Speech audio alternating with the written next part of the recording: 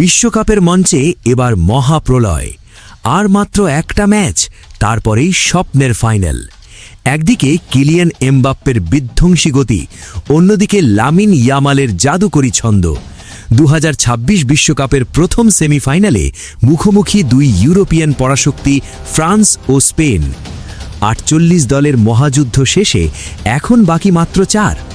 একদিকে ডিফেন্সে সালিবা আর আক্রমণে এমবাপ্পে দেমবেলেকে নিয়ে ফ্রান্স যেন এক অপরাজেয় দুর্গ। অন্যদিকে পাসিং ফুটবল আর ইয়ামাল নিকো উইলিয়ামসের গতিতে প্রতিপক্ষকে উড়িয়ে দিচ্ছে স্পেন। কার মাথায় উঠবে ফাইনালের মুকুট, এমবাপ্পের অভিজ্ঞতা নাকি স্পেনের তরুণ রক্ত? আজ জানব হেড টু হেড পরিসংখ্যান ও প্রেডিকশনে কে এগিয়ে। মরক্কোকে 2-0 গোলে হারিয়ে শেষ 4-এ এসেছে ফ্রান্স, আর বেলজিয়ামকে 2-1 গোলে হারিয়ে টিকিট কেটেছে স্পেন।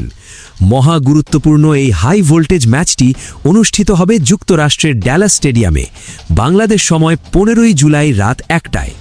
পরিসংখ্যান কি বলছে? আন্তর্জাতিক ফুটবলে 38 বারের দেখায় স্পেন জিতেছে 18টি ম্যাচ, ফ্রান্সের জয়ে 13টিতে, বাকি 7টি ড্র। এমনকি শেষ 5 ম্যাচের লড়াইয়েও 3-2 ব্যবধানে এগিয়ে স্পেন। সর্বশেষ 2025 সালের নেশনস লিগেও ফ্রান্সকে 5-4 গোলে হারিয়েছিল স্প্যানিশরা। তবে অতীতের ইতিহাসে ফ্রান্সের বড় জয়ে 4-3 গোলে হলেও স্পেনের রয়েছে 8-1 গোলের এক অবিশ্বাস্য রেকর্ড। বর্তমানে দুই দলই আছে খুনে ফর্মে। শেষ 3 ম্যাচে কোনো গোল না খেয়ে 6 গোল করেছে ফ্রান্স। বিপরীতে স্পেনও শেষ 3 ম্যাচে 6 গোল দিয়ে হজম করেছে মাত্র 1টি।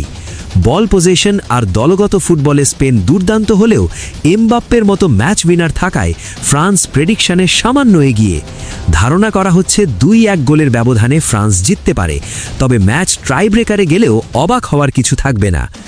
আপনার মতে কে যাচ্ছে ফাইনালে? কমেন্টে জানান।